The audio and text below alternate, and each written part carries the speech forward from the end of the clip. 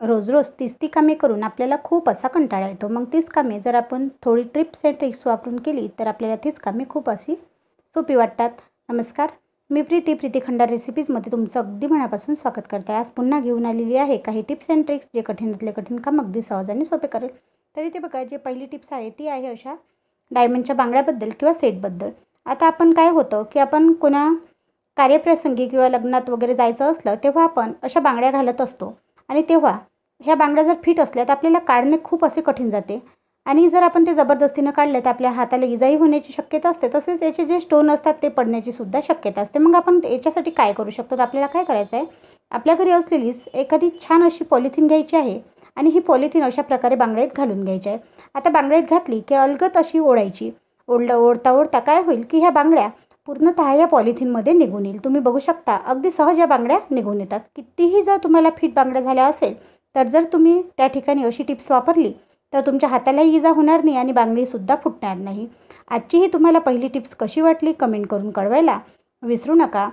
आता जी दुसरी टिप्स आहे ती आहे अशा कांद्याबद्दल. आपण कांदा भाजीमध्ये वापरत असतो आणि भाजीमध्ये आपल्याला अर्धा कांदा लागतो आणि अर्धा कांदा हा उरतो. आता जेव्हा आपण तो फ्रीजमध्ये तसाच ठेवला तर त्या कांद्याचा पूर्ण फ्रीजभर वास फैलतो. मग आपल्याला जर तो कांदा 5-6 तासांनी वापरायचा असेल तर आपण इथे छान अशी एक टिप्स पाहू शकतो. ती कशी? तर आपल्याला काय करायचं आहे, आपल्या घरीच असलेला एखादा प्लास्टिकचा डबा घ्यायचा आहे किंवा स्टीलचा डबा ही तुम्ही वापरला तरी चालेल. आता इथे मी प्लास्टिकचा डबा घेतलेला आहे आणि त्याच्यात आपल्याला घ्यायचं आहे पाणी भरून. पाणी भरून घेतल्यानंतर हा कांदा आपल्याला याच्यामध्ये असाच ठेवून द्यायचा आहे. आता त्याला लावायचं आहे झाकण. झाकण लावल्यानंतर तुम्ही हा फ्रीजमध्ये ठेवा किंवा बाहेरही जर तुम्ही असाच ठेवला तरी तो 5-6 तासानंतर तुम्ही त्याला यूज करू शकता.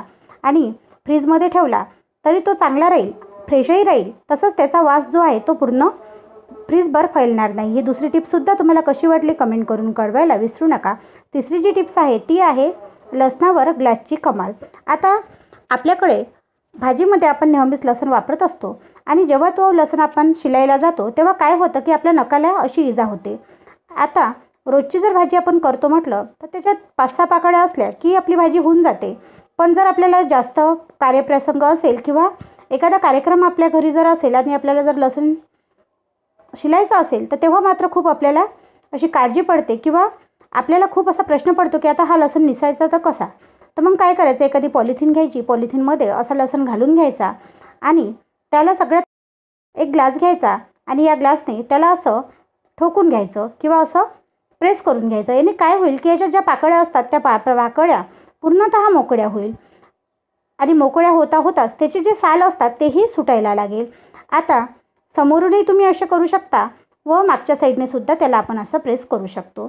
आता अशा प्रकारे केल्याने त्याच्यावरचे जे साल आहे ते निघून जातील व आपल्या ज्या पाकळ्या आहे त्या आपोआपच मोकळ्या होतील, जेणेकरून आपल्याला शिलायला त्या खूप अशा सोप्या जातील. तरी ते आपल्याला हे काम 5 मिनिट असंच करायचं आहे. 5 मिनिट केल्यानंतर आपल्याला हा जो लसूण आहे हा हाताने पूर्ण चोळून घ्यायचा आहे, जेणेकरून त्याचे जे साल आहे जे मोकळे झाले आहे ते आणखी मोकळे होतील किंवा पूर्णतः त्याचे जे लसणावरचे साल आहे ते निघून जातील. आणि नंतर आपल्याला घ्यायची आहे इथे एक प्लेट घेतल्यानंतर त्या प्लेटमध्ये आपल्याला हा जो लसूण आहे हा लसूण काढून घ्यायचा आहे. आता तुम्ही बघू शकता पूर्ण गाठे होते आणि या गाठे आता पूर्णतः मोकळे झालेले आहे आणि याच्यातले बरेच लसूण ही असे शिल्ल्यासारखे झालेले आहे. आता आपल्याला काय करायचं, आणखी याला थोडंसं कसं प्रेस करायचं आणि याला असं याचे जे फोत्र आहे ते असे बाजूला करून घ्यायचे. याला थोडंसं कसं पाकडलं की याचे जे फोत्र आहे ते निघून जातात. आता बघू शकता बऱ्याचपैकी याचे फोत्र निघून गेलेले आहे. तसंच आपले बरेच जे लसणाच्या पाकळ्या आहेत त्या आपोआपच त्याच्यावरचे साल निघालेले आहे आणि जे बाकीचे राहिलेले आहे त्याचे असे साल मोकळे झाले आहे आणि जे करून आपण हाताने याला सहज काढू शकतो. ही टिप्स तुम्हाला कशी वाटली नक्की कमेंट करून कळवायला विसरू नका. मी या चॅनलवरती नवनवीन असे व्हिडिओ घेऊन येत असते. जर तुम्ही माझे व्हिडिओ पाहत असाल, तुम्हाला माझे व्हिडिओ पाहायला आवडत असेल तरी देखील जर तुम्ही माझ्या चॅनलला सबस्क्राईब केलं नसेल तर प्लीज सबस्क्राईब करायला विसरू नका. आणि हो, साईडनं असलेली बेल आयकॉनची बटन ते सुद्धा प्रेस करायला विसरू नका, जेणेकरून मी टाकलेला व्हिडिओ तुमच्यापर्यंत सगळ्यात पहिले पोहोचेल. तर अशा प्रकारे बघा लसणाच्या वरचे जे साल आहे ते भराभर असे निघत आहे.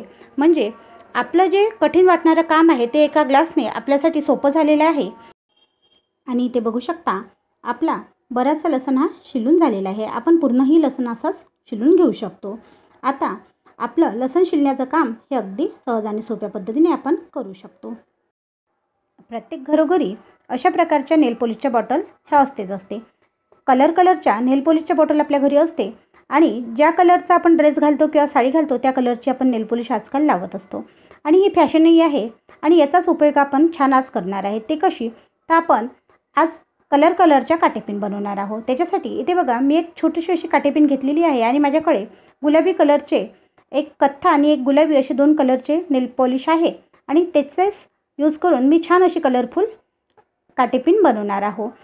कधी काय होतं की आपल्याला एखादी साडी घालायची असते आणि ती साडी जेव्हा आपण घालतो पण त्याच्यावरची जर कलरफुल अशी काटेपिन आपल्या घरी नसेल तर त्यावेळेस आपल्या घरी जर अशा प्रकारचं कलरफुल नेल पॉलिश असेल आणि की ज्या प्रकारची आपण साडी घालत आहे आणि त्याच प्रकारचं जर नेल पॉलिश आपल्याकडे असेल तर काय करायचं, अशा प्रकारची हातपिन घ्यायची किंवा काटेपिन घ्यायची आणि त्याला अशा प्रकारे हे नेल पॉलिश लावायचं. ते नेल पॉलिश लावल्यानंतर थोडा वेळ ती साडी पिन किंवा हातपिन सोकू दिली की ती कलरफुल अशी साडी पिन तयार होते आणि की ज्या प्रकारची आपण साडी घालणार आहोत त्याच प्रकारची ती साडी पिन किंवा हातपिन बनून तयार होते. ही सुद्धा टिप्स तुम्हाला कशी वाटली कमेंट करून कळवायला विसरू नका.